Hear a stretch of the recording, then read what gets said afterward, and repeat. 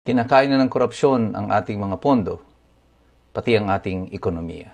Nangyayari na po uli ang nangyari noon sa panahon ni Ferdinand Marcos Sr. Ang problema lang, nung kay Ferdinand Marcos Sr., it took more than 20 years bago nagising ang Pilipino.